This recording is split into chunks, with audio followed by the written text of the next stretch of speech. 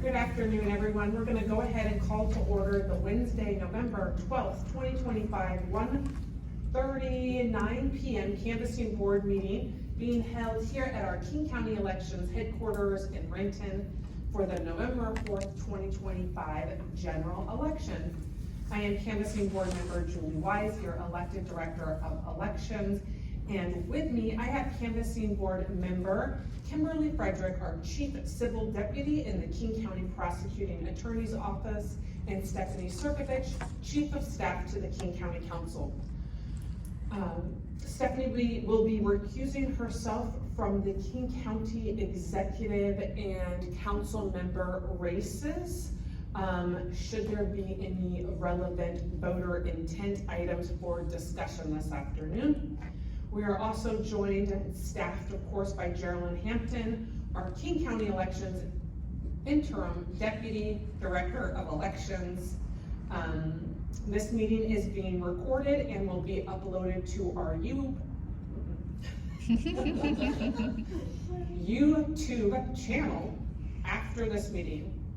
I'm now going to turn it over to Geraldine to provide, to help us dig into some voter intent items on some ballots for the November general election.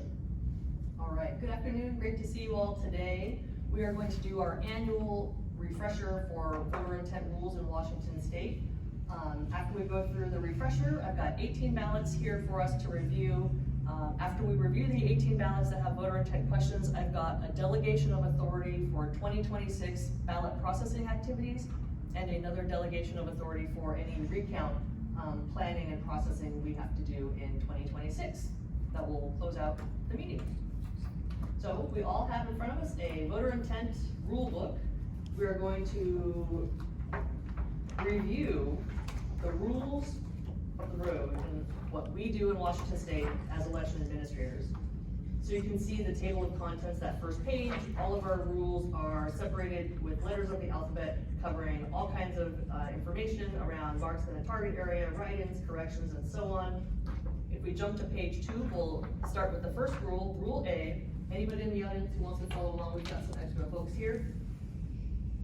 The target area. So any marks made inside the target area shall be counted as valid votes. If we have marks made outside the target area, they're only going to be counted as valid votes if they form a pattern of similar marks, as outlined in Rule B, or if they are written instruction, as we'll discuss in Rule E. There's a specific rule here that marks that trace or outline. We call it an oval trace in our work group. If you see an oval trace, that is not a valid vote according to the rules, unless there's a pattern of similar marks, as we'll talk about in Rule B. But just like when I was a kid learning grammar in school, there's a bunch of exceptions when they give you a rule. So there are 4 exceptions to this rule. It's not going to be a valid vote if there's a stray mark that just happens to go through the oval. It's not a valid vote if there's a hesitation mark. Sometimes we call it just a pen rest, not a valid vote. The third exception, if the mark in the target area is part of a written note, someone's writing something to us and the words go through the oval, not a valid vote. And then corrections is that 4th exception to the rule. Someone fills in the oval, puts a line through it, that's not a valid vote. Page 3 shows some examples of valid votes using different types of marks. There's an X, there's a check, there's a completely filled in oval. Those are all in the target area and therefore all valid votes.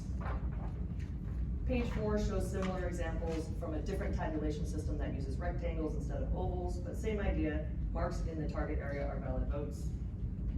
If you look at page 5, for the 4 contests on this example ballot, only the top left contest for State Rep District 14 with the X in the target area is the valid vote.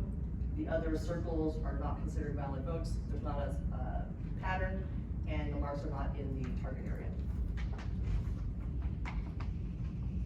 Similar examples on page 6, again, just a different tabulation system. Only the upper left can contest with the rectangle filled in is the valid vote. Page 7 describes a phenomenon that we see sometimes called voter fatigue. So you can see when you're looking at the selections on this example ballot, the marks start out strong and fill in most of the oval, but they get smaller as they go down the ballot. When you can see that it's just slowly getting smaller, voter fatigue is a real thing, and so those are all going to be considered valid votes for the rules of Washington State.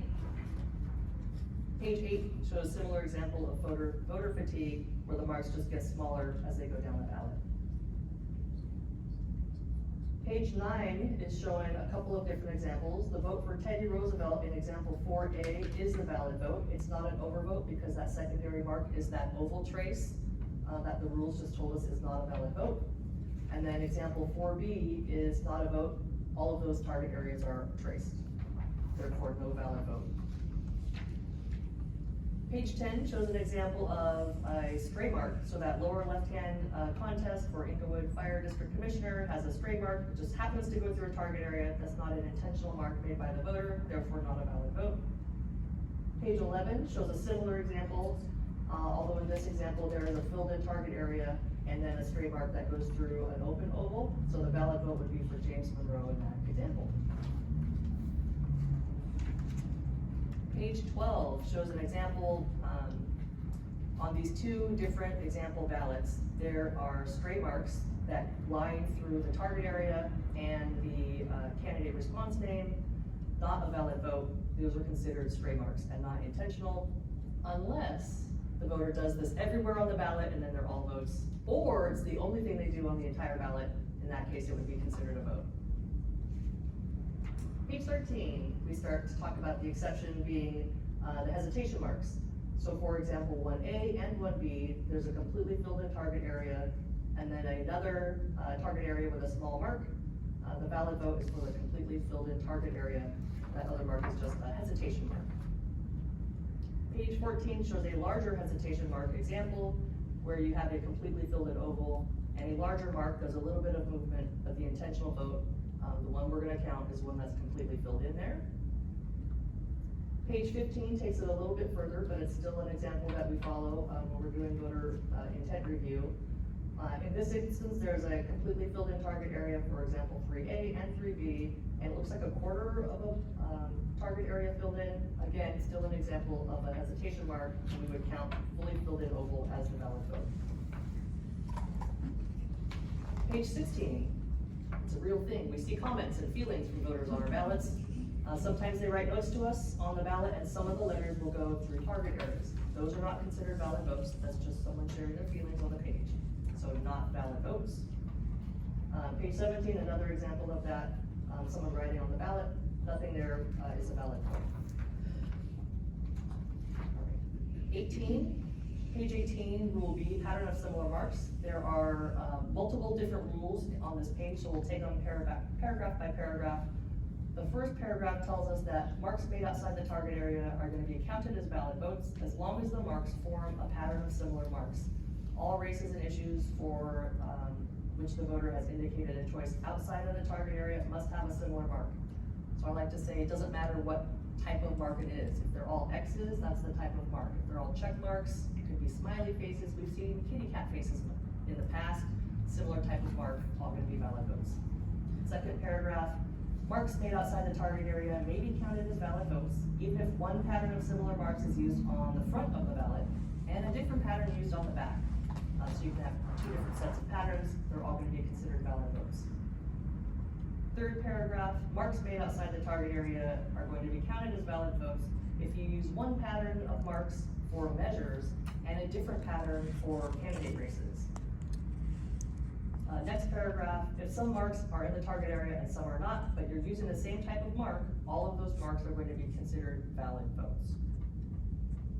Next paragraph, if the marks strike through the candidate's name or ballot measure response in a pattern of similar marks throughout the ballot, they're all going to be considered valid votes. And then that next one is essentially telling us you can have a pattern of one. So if it's the only thing the voter does on the ballot, regardless of the type of pattern, it's going to be considered a vote. The idea there is the voter's not going to return a ballot intending not to cast any vote. All right, page 19 shows us some examples of using a check mark as your type of mark. You can use a big check, a small check, put it on the right, put it on the left, but they're all going to be valid votes. Page 20 shows using circles as an example. Again, circling different parts of the response, but it's the same type of mark, therefore a valid pattern. Page 21 is my favorite page. I show this at every single tour I give. Why this book is so important. So for this example, you've got two X's on the top two two contests that are in the target area, the bottom two contests have X's outside of the target area, but because the voter chose to use an X as their mark, all with the same type of mark, all four contests have a valid vote that will be counted for the voter. Page 22, similar example, there are a couple check marks in the target area, a couple check marks outside. All four of those contests have a valid vote to be counted. Page 23 is an example of different types of marks being used on the same ballot. But if we are in this situation, there's only one valid mark. That's the one on the lower left contest, the vote for Thurgood Marshall, because there's no consistency of other types of marks being used. Basically, they showed us that they know how to vote the ballot, and so that's the only valid vote. Same example on page 24, check marks are used on 3 of the 4 contests. Therefore, the only valid vote is the one for Thurgood Marshall. Page 25 is an example of one type of marks being used on the front of the ballot, check marks. And then that page 2 of 2 is the back of the example ballot, and in that instance, they're filling in the oval completely. All of those marks are valid votes. Page 26 shows us using circles for measure responses and underlines for candidate responses. All of those are going to be valid votes, even though on the back of the ballot, example ballot, there is one proposition that's a circle, but again, that's that pattern of using circles for measure responses. All right, page 28, Rule B, talks about one mark on a ballot. So when a voter returns a ballot having marked only one race or measure, the act of returning that ballot indicates they want to cast a vote. So because a pattern cannot be established when a voter marks only one race or measure, marks on a single race or measure must be considered a vote if we can determine their voter intent. Page 29 shows a bunch of different examples of what type of mark we might see. We've got an underline, a circle, looks like someone signed an option, putting a strike through of a response, all valid votes if it's the only thing they did on their ballot. Page 30 continues with different types of examples, writing approve next to approve, using an arrow, connecting with a circle or a line, all valid votes. Page 31 shows a circle and a yes next to a response. You can put a check mark or an X next to a response, again, all valid votes. Page 32 makes it more interesting because if a voter fills in a target area and lines out the candidate, but again, it's the only mark they make on the whole vote, instead of being a correction to an undervote, it's actually considered a vote per the rules of Washington State. Okay. Page 33 shows an example of a long ballot with lots of contests on there, and the voter decided to only circle one response in one contest. That would be considered a valid vote. Okay, moving on to Rule C, which is talking about corrections. If the voter follows the instructions for correcting a vote, the stricken vote shall not be counted. The second choice is going to be, if the second choice is marked, it's going to be counted as a valid vote. If the second choice is not marked, the race is going to be considered undervoted. So if the voter has marked 2 target areas and put an X or a slash, we might call it a half of an X, over one of the marked areas, the choice without the X or slash is going to be considered the valid vote. Page 35 shows a couple examples. They filled in one candidate, put a line through it, and then made another selection. The one without the line is the valid vote. Page 36 shows an example of a correction. These are not valid votes, but a correction to an undervote, unless it's the only thing they did on the ballot, or if they put that mark everywhere, then those are votes. But for this example here, those are going to be corrected away to an undervote, meaning no selection was made for that contest. Page 37 shows an example of a voter using an X to make a correction. So the target area without the X is going to be considered the valid vote. 38 is showing an example of using a slash or half an X. So the response without the slash is going to be considered the valid vote, for example, on page 38.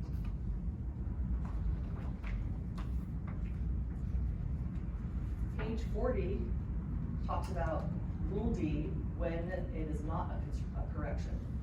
Okay, so if the voter has both marked the choice correctly and also put an X in the same target area, but there is no secondary target area marked, it's going to be considered a valid vote, if it's an X. And then changes made by the voter to wording printed on the ballot does not invalidate the vote cast for that race or measure. So page 41 shows us some examples. These are not corrections, these are valid votes, and we actually see a lot of people vote this way. Fill in the target area, put an X over it. A lot of people go like that. So these are valid votes, not corrections.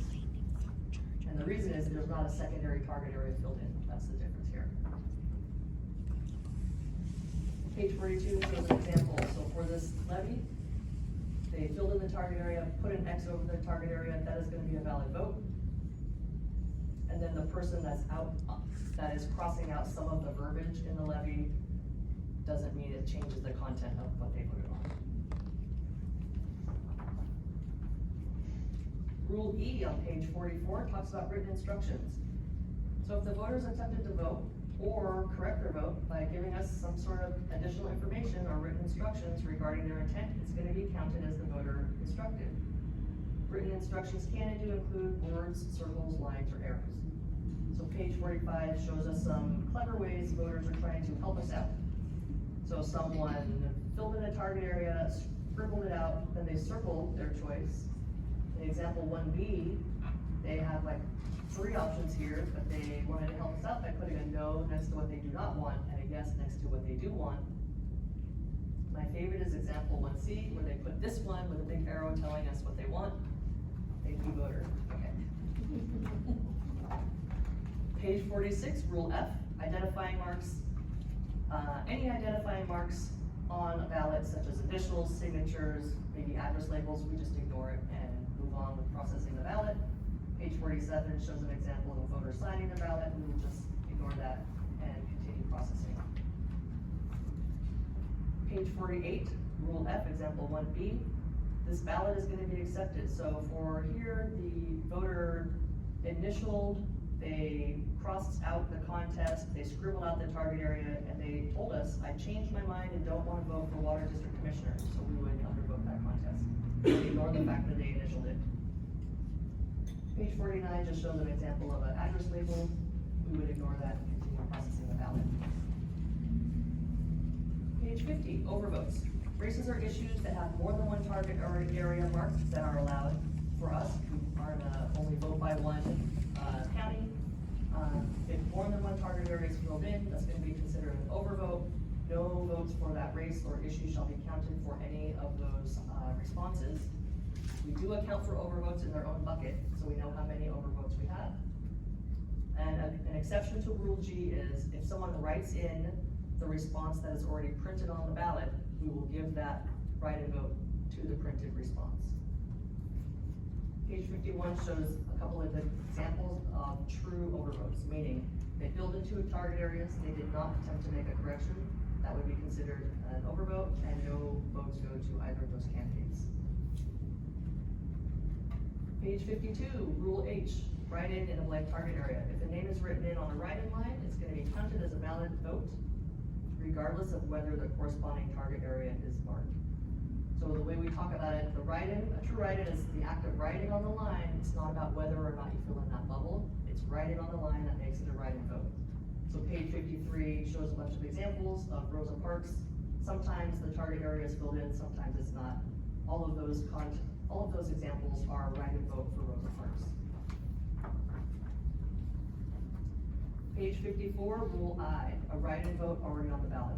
So if the name of a candidate who's already printed on the ballot is written in, that vote is not going to be tallied as an overvote. It's going to be counted as a valid vote for the printed candidate.